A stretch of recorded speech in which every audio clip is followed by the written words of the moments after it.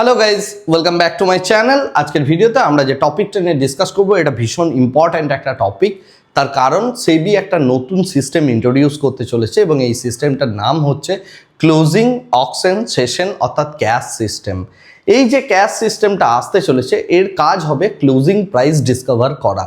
এখন ক্লোজিং প্রাইসের ডিসকভারির আগে কি প্রবলেমটা সেটা নিয়ে একটু ডিসকাশন করি এবং এর জন্য আপনার মিউচুয়াল ফান্ড থেকে শুরু করে ইটিএফ থেকে শুরু করে সমস্ত কিছুর মধ্যে একটা বড় চেঞ্জেস আসতে চলেছে এবং এই চেঞ্জটা জেনে রাখাটা আপনার জন্য খুব ইম্পর্টেন্ট। শুধুমাত্র মার্কেটে ক্যান্ডেল দেখে বা চার্ট দেখে যারা ট্রেড করেন, সিস্টেমগুলো যারা বোঝেন না তাদের জন্য এই বিষয়গুলো কিন্তু একদমই নয়। আর এইগুলো না বুঝলে আপনি মার্কেটে কি কি গেম আসছে, গেমটা কিভাবে চেঞ্জ হচ্ছে বা আমাদের যে রেগুলেটর রয়েছে সেবি তিনি কিভাবে পুরো গেমটাকে মডিফাই করছেন সেই বিষয়গুলো আপনি বুঝতে পারবেন না। আর সেই বিষয়গুলো যদি আপনি বুঝতে না পারেন তাহলে আপনি স্টক মার্কেটের রিয়েল যে নলেজ সেই জায়গাগুলো থেকে আপনি কিন্তু বঞ্চিত হয়ে থাকবেন এবং এগুলোর ইম্প্যাক্টটা কোথায় সেটা আপনি বুঝতে পারবেন না। যাই হোক, এবারে আমরা আসছি এই ক্যাশ সিস্টেমটা কি এবং এটা কেন হয়। প্রথম কথা হচ্ছে আমরা প্রথমেই যদি কোনো একটা চার্টের দিকে তাকাই, এটা সেন্সেক্সের চার্ট ওপেন করা আছে, আমরা দেখতে পাচ্ছি প্রায় প্রত্যেক দিনই কিছু না কিছু পরিমাণ একটা গ্যাপ আপ বা গ্যাপ ডাউন আমরা লক্ষ্য করি, রাইট? আমাদের চার্টের মধ্যেও সেটা থাকে বা যারা আমরা প্রত্যেক দিন মার্কেটে কাজ করি তারাও এই জিনিসটা জানি। তো এই গ্যাপ আপ বা গ্যাপ ডাউনটা কেন হয় যদি কোয়েশ্চেন করা হয়, অনেকেই বলবেন যেটা প্রি মার্কেট সেশনের জন্য হয়। একদম ঠিক, কিন্তু প্রি মার্কেট সেশনে যদি আমি ফান্ডামেন্টাল কনসিকুয়েন্সেসটা ভাবি বা ফান্ডামেন্টাল যে সিগনিফিকেন্স সেইটা যদি ভাবি, তাহলে যেটা বলা হয় সেটা হচ্ছে যে আজকে মার্কেট ক্লোজ করলো, আগামীকাল সকাল 9:15 মার্কেট ওপেন হতে যাচ্ছে। এর মাঝের যে সময়টা, এই সময়ে পুরো পৃথিবী জুড়ে কমোডিটি মার্কেট ওপেন রয়েছে, কারেন্সি মার্কেট ওপেন রয়েছে, প্রচুর পলিটিক্যাল ইভেন্ট ঘটছে, জিওপলিটিক্যাল সিচুয়েশনস ঘটছে, যুদ্ধ ঘটছে, বিভিন্ন কিছু ইনসিডেন্ট হচ্ছে, রাইট? অর্থাৎ 3:15 থেকে পরদিন সকাল 9টা অবধি এই যে দীর্ঘ সময়টা ফাঁকা রয়েছে মার্কেট, ইন্ডিয়ান মার্কেটে আমরা যারা পার্টিসিপেন্ট তারা অংশগ্রহণই করছি না। তো এই সময়টার মধ্যে যে যে ইভেন্টগুলো হয়েছে সেইগুলো প্রাইসের মধ্যে ফ্যাক্টার্ড হবে এবং সেটা ফ্যাক্টার হয়ে নেক্সট দিনের ওপেনিং প্রাইসে সেটা ইন্ডিকেশন করবে। তো এটা ছিল অ্যাকচুয়ালি, এটা হচ্ছে এর সিগনিফিকেন্স, যে কারণে গ্যাপ আপ বা গ্যাপ ডাউনগুলো হয়। কিন্তু কোয়েশ্চেনটা হচ্ছে যে প্রাইসটা ডিসাইড হয় কি করে, যে কোন জায়গাতে ওপেন হবে সেই বিষয়টা ফার্স্টে আমাদের জানা দরকার। তো যদি আমরা সেই বিষয়টা নিয়ে কথা বলি, এই সিস্টেমটা বহুকাল আগে সেবি ইন্ট্রোডিউস করেছিল ইন্ডিয়ান মার্কেটের জন্য এবং এখানে সিস্টেমটা কি ছিল? সিস্টেমটা ছিল যে সকাল 9টার সময় মার্কেট ওপেন হবে, তারপরে আমরা একটা 7 মিনিটের প্রি ওপেনিং সেশন করব। প্রি ওপেনিং সেশনে প্রত্যেকে নিজের নিজের অর্ডার দেবে, বিভিন্ন স্টকে বিভিন্ন জায়গায় সমস্ত জায়গাতে তারা নিজের নিজের অর্ডার প্লেস করবে। এই যে অর্ডারগুলো প্লেস হলো এই অর্ডারগুলোকে ম্যাচ করানো হবে এবং একটা অ্যালগোরিদম বানানো আছে, যেটা অ্যাকচুয়ালি যে অ্যালগোরিদমটা সকাল 9:07 থেকে 9:08 মধ্যে এই 1 মিনিটের মধ্যে যে কোনো একটা সময় এসে হঠাৎ করে স্টপ হয়ে যাবে এবং সেই স্টপ হয়ে যাওয়ার পর যত অর্ডার পড়লো সেই সময়ের মধ্যে সেটাকে ম্যাচ করানো হবে।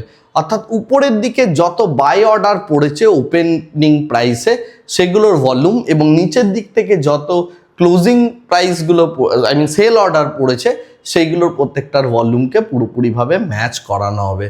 এই যে ম্যাচিংটা হয়ে যাবে, এই ম্যাচিংটার ফলে একটা নির্দিষ্ট প্রাইস পাওয়া যাবে যে প্রাইসে সমস্ত অর্ডারগুলো ম্যাচ করছে। এই যে অর্ডার ডিসকভারি বা প্রাইস ডিসকভারির যে প্রসেসটা, এই প্রসেসটাই প্রি মার্কেট সেশনে করা হয় এবং এইটা অ্যাকচুয়ালি ডিসকভার করে যে আমাদের মার্কেটটা কোন জায়গাতে ওপেন হবে। তো যখন মার্কেটটা ওপেন এই জায়গায় হয়ে গেল, তারপরে অ্যাকচুয়ালি অ্যাক্ট করা শুরু করি বা মার্কেট 9:15 এক্স্যাক্ট প্রত্যেকটা শেয়ার, প্রত্যেকটা জিনিস, প্রত্যেকটা ইনস্ট্রুমেন্ট সেই জায়গাতে ওপেন হয় এবং ওপেনিংয়ের পর আমরা যেভাবে রেগুলার কাজ করি সেইভাবে করতে থাকি। এই হচ্ছে প্রি মার্কেট সেশন। এখন কোয়েশ্চেনটা হচ্ছে ক্যাশ বলে যে সিস্টেমটা আসছে সেটা প্রি মার্কেটের জন্য নয়, সেটা হচ্ছে পোস্ট মার্কেট সেশনের জন্য। তো প্রি মার্কেট সেশনের থিওরি যদি আপনি বুঝে গিয়ে থাকেন তাহলে এবারে আমি আসছি পোস্ট মার্কেট সেশনের প্রবলেমটা কোথায়। এটা হচ্ছে সেন্সেক্সের একটা চার্ট। আগের দিনের যদি আমি ক্লোজিং দেখি, এই মুহূর্তে আমি যদি আগের দিনের ক্লোজিং দেখি তাহলে যেটা দেখতে পাচ্ছি এই মুহূর্তের ক্লোজিং প্রাইস হচ্ছে ৭৮,০৯৪, রাইট? এইটাকে বলা হচ্ছে ক্লোজিং প্রাইস। এই যে ক্লোজিংটা হয়েছে এটা কোন চার্টের উপর ভিত্তি করে? আমরা দেখছি এখানে ডে চার্টের উপর ভিত্তি করে, রাইট? এটা ডে চার্টের উপর ভিত্তি করে ক্লোজিং প্রাইস হচ্ছে ৭৮,০৯৪। এখন যদি আমরা একটা কাজ করি যে 5 মিনিটের চার্টে আমি ওপেন করলাম, 5 মিনিটের চার্টে যদি আমি ওপেন করি সেম চার্টটাকে, অর্থাৎ লাস্ট দিনের যদি আমি ক্লোজিং প্রাইস দেখি 5 মিনিটের চার্টে, তাহলে আমি যেটা দেখতে পাচ্ছি সেটা কিন্তু সম্পূর্ণ উল্টো একটা অন্য প্রাইস। ৭৮,০৯৪ কিন্তু আমি এখানে পাচ্ছি না, আমি কি পাচ্ছি 78,034, রাইট? যারা জানেন না যে এই মিসম্যাচটা কেন হয়, এটা প্রত্যেক দিন হয়, প্রত্যেকটা স্টকে হয়। ওকে, যে জায়গায় ক্যান্ডেল ক্লোজ করবে ক্লোজিং প্রাইস কিন্তু সেটা নয়। কেন? এটা যদি আমি কোয়েশ্চেন করি অনেকেই আনসার দিতে পারবেন না, মার্কেটে যারা পার্টিসিপেন্ট আছে। আনসারটা আমি দিয়ে দিচ্ছি। এই যে প্রাইসটা ডিসাইড হয়, ক্লোজিং প্রাইস, এটা ডিসাইড হয় হচ্ছে লাস্ট 30 মিনিটসের যে ভিব্যাপ প্রাইসটা আছে, অর্থাৎ ভলিউম ওয়েটেড যে প্রাইসটা আসছে, average price, volume weighted average price অর্থাৎ ভিব্যাপ প্রাইস, সেই প্রাইসটাকে নেয়। যে কারণে ক্লোজিং যদি এই পয়েন্টে হয়ে থাকে, তাও এই সময়ের ভিব্যাপ প্রাইস অর্থাৎ টোটাল ভলিউম দিয়ে যদি আমি জাজ করি, তাহলে অর্ডারটা এই জায়গাতে পড়েছে। মোটামুটি অ্যাভারেজভাবে বলা যেতে পারে এই প্রাইসের মধ্যে ম্যাক্সিমাম ভলিউম ট্রেড হয়েছে। বা যদি আমি সেখানে একটা ক্যালকুলেশন করি, ভিভ্যাপের ক্যালকুলেশনের আগে আমি টেকনিক্যাল অ্যানালিসিসে বলেছি, যদি আপনি না জেনে থাকেন আমার টেকনিক্যাল অ্যানালিসিসের প্লেলিস্টটা দেখতে পারেন। তো ভিভ্যাপের প্রাইসটা থেকে এই ক্লোজিং প্রাইসটা আসে।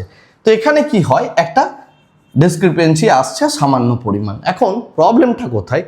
যারা বড় প্লেয়ার আছে, এফআইআই বলুন, ডিআইআই বলুন, মিউচুয়াল ফান্ড বলুন, বা যত হেজ ফান্ড আছে, তারা যখন ট্রেড করে তাদের যে ক্যালকুলেশনগুলো হয়, বিশেষ করে মিউচুয়াল ফান্ড থেকে শুরু করে বিভিন্ন পোর্টফোলিও রিব্যালেন্সিং যে সমস্ত বড় বড় ইনস্টিটিউশনগুলো করে, তারা প্রত্যেকে কি করে, এই লাস্ট 30 মিনিটসের যে প্রাইসটা, এটাকে ইনফ্লুয়েন্স করার চেষ্টা করে এবং তার জন্য তারা লাস্ট 30 মিনিটে বড় বড় অর্ডার পাঞ্চ করে। দেখবেন এই কারণে দুপুর 3টের পর দেখবেন হঠাৎ করে মার্কেট নিচে নেমে যায়, বা হঠাৎ করে কোনো দিন ওপরে উঠে যায়। 400 পয়েন্ট 500 পয়েন্টের র্যালিও আমরা দেখতে পাই মাঝে মাঝে। এগুলো কেন হয়? কারণ হচ্ছে ওই রিব্যালেন্সিংয়ের জন্য। এবং এদের টার্গেটটা কি থাকে? এদের টার্গেটটা থাকে আমি ক্লোজিং প্রাইসটাকে কত কাছাকাছি, ক্লোজিং প্রাইসের কত কাছাকাছি আমি নিয়ে গিয়ে আমার অর্ডারটাকে এক্সিকিউট করতে পারবো। কেন এটা তারা করে? এর কারণ হচ্ছে তারা ট্র্যাকিং এরারটা থেকে বেরোতে চায়। এখন ট্র্যাকিং এরার কি না, আপনি যখন কোনো একটা মিউচুয়াল ফান্ড করছেন, মিউচুয়াল ফান্ড আপনি যদি আজকের ডেটে ভাঙেন, তাহলে আপনার ন্যাবের একটা প্রাইস দিতে হবে, আর ন্যাবের প্রাইসটা জেনারেলি হয় হচ্ছে ক্লোজিং প্রাইস, 3:30টার সময়ের যে প্রাইসটা হয়। তার মানে আমি যেখানে সেখানে অর্ডার এক্সিকিউট করলে হবে না। আমি চাইবো কি যে সবসময় আমার প্রাইসটা যেখানে আমি এক্সিট করছি সেটা যত মানে ক্লোজিং প্রাইসের কাছাকাছি জায়গায় আসে, তত আমার ক্যালকুলেশনে সুবিধা হবে, রাইট? এবং সেই জিনিসটাই করা হয় এবং সেটা তারা অ্যাডভান্টেজ নেওয়ার চেষ্টা করে। এছাড়া আরও অনেক কনসিকুয়েন্সেস আছে, আমি টোটাল জিনিসটা ডিটেলসে ওপেনলি বলতে পারছি না। এনিওয়েজ, তো এই যে বিষয়টা হয়, এই বিষয়টার জন্য অ্যাকচুয়ালি বড় ফান্ড ম্যানেজাররা বা বড় ইনস্টিটিউশনরা এই টাইপের অর্ডার পাঞ্চ করে। এটা আপনি মার্কেট দেখলেই বুঝতে পারবেন। এটা ওয়ান টাইপ অফ ম্যানিপুলেশন বলা যেতে পারে, যেটা সেবির মনে হয়েছে। তাই এই বিষয়টাকে দূর করার জন্য সেবি কি বলছে, যে তার একটা নতুন মেকানিজম আসছে, CAS, ওকে, অর্থাৎ ক্লোজিং অকশন সেশন।